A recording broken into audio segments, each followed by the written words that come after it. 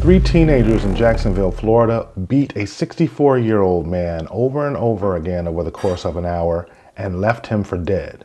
The ages of these three teenagers, 13, 16, and 19. But here's the question that no one is really here's the question that no one is really asking. How did these children become so violent, and where are their parents? We're going to go a little bit deeper than the actual headlines around this story, because this isn't just about one horrific crime. It's about a society that fails to hold adults and parents accountable. And by the end of this video, you might just agree with me. Parenting shouldn't be a right. Maybe it's time we try something else. Don't forget to hit that subscribe button, turn on your notification bell. Take a look at this. Tonight, three teenagers are now charged in a brutal attack that left a man dead in downtown Jacksonville. They are just 13, 16, and 19 years old, and we are naming the juvenile suspects because of the nature of their charges, and they will all be tried as adults. Our Cindy DeShawn has been digging through arrest reports tonight to uncover what happened in the hours leading up to this savage attack, Sydney. Yeah, Heather, and investigators say the man who was homeless was beaten not once, not twice, but 3 times, all within about an hour downtown. A witness spoke up and police found the 3 teens within just hours of the attack. 3 young suspects, just 13, 16, and 19 years old, now charged as adults in the murder of 64-year-old Roger Borkum, 13-year-old Justin Curry, who was indicted by a Duval County grand jury, 16-year-old Robert Pope, and 19-year-old Marcavion Lacey. So look at these pictures, but I want you to especially pay attention to the youngest person. The person right here, Justin Curry, is 13 years old. I have so many questions. Number one, why was Justin Curry, age 13, hanging around Marcavion Lacey, age 19? Right away, that's a red flag for me. There's absolutely nothing this 13-year-old child has in common with this 19-year-old adult. So that's the first red flag. Second red flag, where was Justin's parents or mother or father that they were allowing him to hang out with Marcavion Lacey? Just by looking at his mugshot, I wouldn't let my 13-year-old child hang out with him just from looking at him. Just look at his face in his mugshot. Unrepentant, just defiant. No way I'm letting my 13-year-old kid hang out with him. And if you look at that picture of that 13-year-old kid, he looks like a little kid. They go out and they actually rob and beat a homeless person several times over the course of an hour. Nothing about this makes sense to me. Let's keep listening. Detectives say Borkum, who was homeless, was beaten 3 separate times over the course of a little more than an hour back on October 19th. An arrest report revealing officers were called to 110 North Hogan Street. And when they arrived, they found Borkum unconscious near a doorway, blood pooling on the sidewalk. First responders took him to the hospital, and Borkum died 4 days later. The medical examiner ruling his death a homicide caused by blunt force trauma. The arrest report reveals a witness told police he saw 3 teenagers kicking and stomping the victim before running off. Hours after the attack, officers located the suspects half a mile away and took them into custody. Police say they also linked the suspects to a separate incident that night, a robbery on Forsyth Street. Surveillance video obtained by detectives shows the suspects approaching the victim multiple times. Video captures the group beating the victim, rummaging through his backpack and returning to the scene to attack him again. So these children are just savages. They have no respect for human life. Number one, they attack an adult who is 64 years old. So for all intents and purposes, a senior citizen. And then on top of that, he's homeless.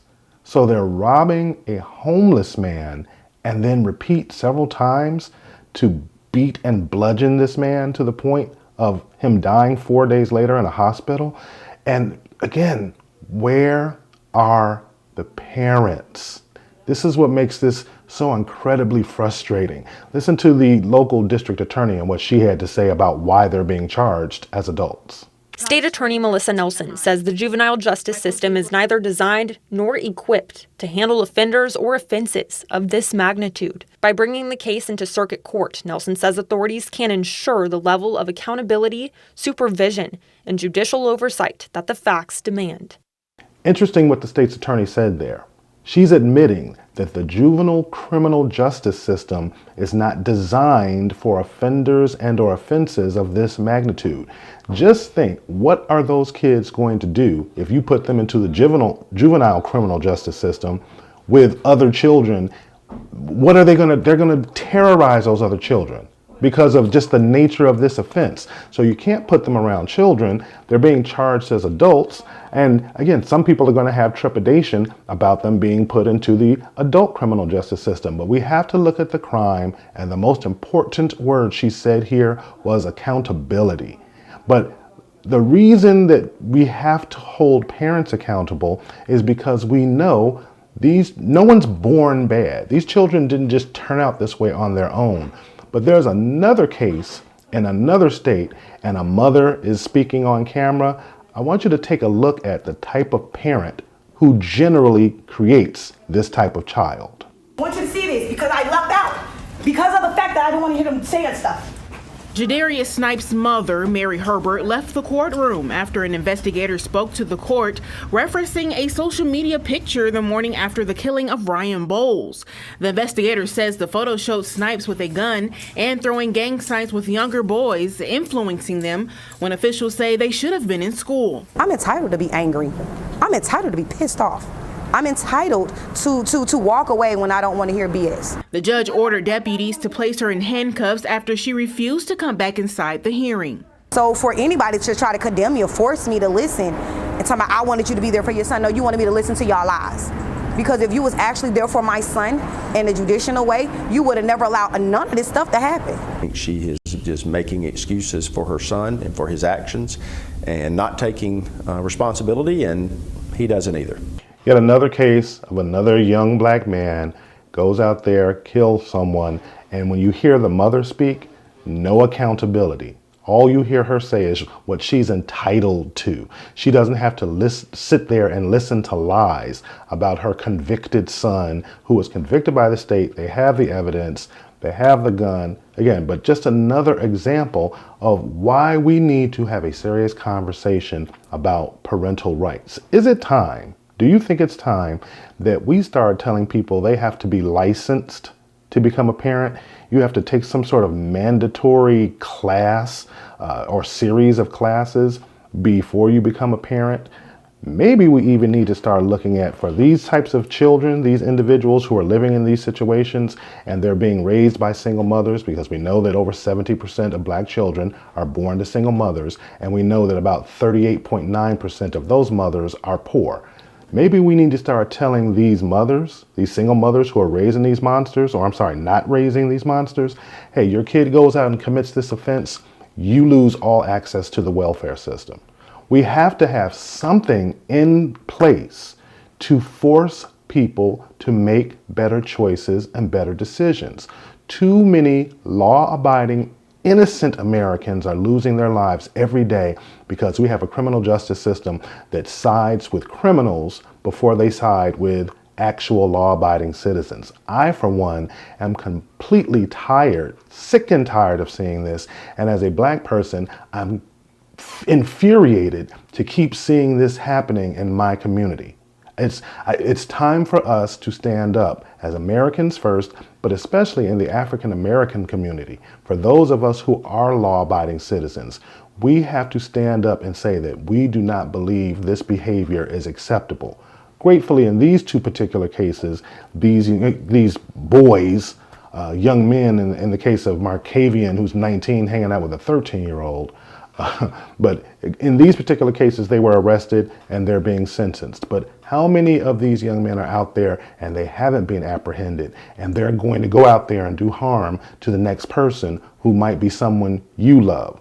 All of us have a vested interest in seeing this system become better. We cannot continue down this road.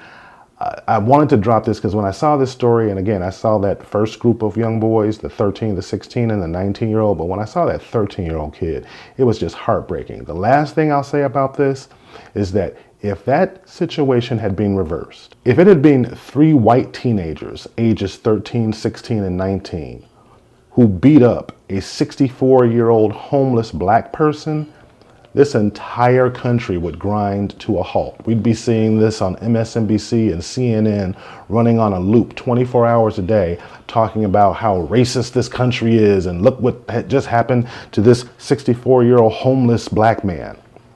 But because the perpetrators were black, you really haven't even heard about this story. I saw it just doing a general search for something else when I saw this story, and then I saw it on the Black Conservative Perspective. Check him out.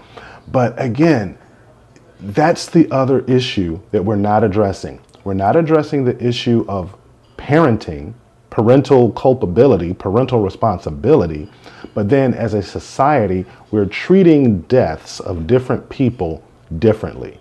We have to treat every death like it's important, because it is. Do me a favor, hit that subscribe button, jump in the comment section, let me know, am I wrong? Do you think this story would have been covered by the national media if the races were reversed?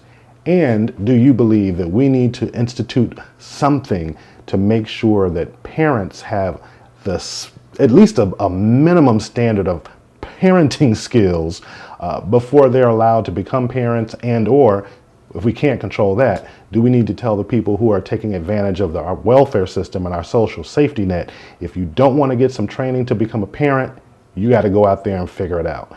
I think these are the types of conversations, the kinds of hard conversations that we need to start having. Like I said, hit that subscribe button, jump in the comment section, let me know what you think, drop a like, but especially help out the channel by dropping a hype. I appreciate you for hanging out this long, and I'll catch you in the next one.